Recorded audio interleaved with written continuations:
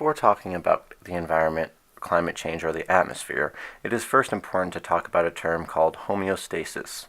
The dictionary defines this term as the tendency of a system, especially the physiological system of higher animals, to maintain internal stability owing to the coordinated response of its parts to any situation or stimulus that would tend to disturb its normal condition or function. So basically, what homeostasis means is the stability of a system is essentially what it is.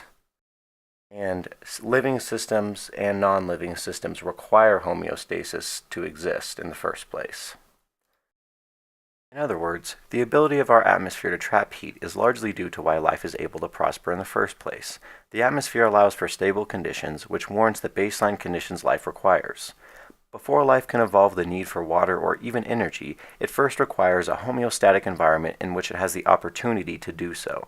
Not only does Earth's atmosphere keep us cozy, but it also protects us from harmful radiation.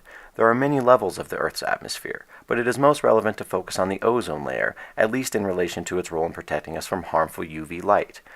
According to National Geographic, the ozone layer acts as Earth's sunscreen, absorbing about 98% of damaging UV light. Without this protective shield of O3 molecules, harmful UV light would strike Earth's surface, likely damaging and altering DNA, which would destabilize life. Since life requires homeostasis, it is unlikely it would persist. Interestingly, different organisms have different definitions of what is stable and homeostatic. In fact, the variation among organisms is extraordinary. Extremophile microbes living near hydrothermal vents in the deep sea are just as dependent on their environment remaining stable as the daisy growing in your backyard. So, what does any of this have to do with our role in affecting the climate? Well, the emphasis here is the fact that fluctuations of the conditions of global climate are natural. They happen gradually, as shown in this figure. Humans aren't causing climate change. The byproducts of human activity are dramatically increasing the rate of the change. This sudden shift, among other things, destabilizes ecosystems, making them no longer homeostatic. Generally speaking, the conditions of Earth's history have been very stable. This, of course, excludes the outlier present in recent decades, illustrated in this figure.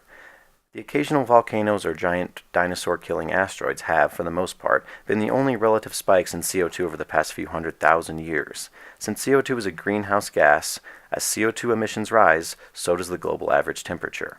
Shown in the graph, right around the time of the Industrial Revolution, CO2 levels began to increase. Not only is the rapid increase significant, but the increase continued to snowball. Even in the past 50 years, CO2 levels have increased far more dramatically than ever before. What took the Earth hundreds of thousands of years before only took a few decades today. The effects of climate change can be quite dramatic. This is especially shown in this video by National Geographic of a starving polar bear.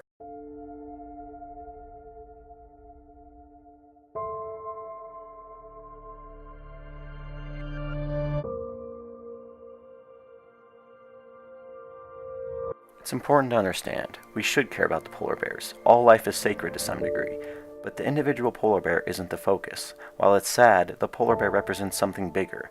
The absolute desperation and misery of the bear should be a reminder of the severity of the situation, and the potential for things to go very badly, even when we didn't intend them to. It is important not to forget our place on the planet, as it is easy to become separated from nature inside the concrete jungles of our own. Daisy in your backyard is more like you than you may think, and the fungi underneath us are even more so. Our planet is our home. We must focus on conserving what we have rather than forfeiting something we can't afford to lose.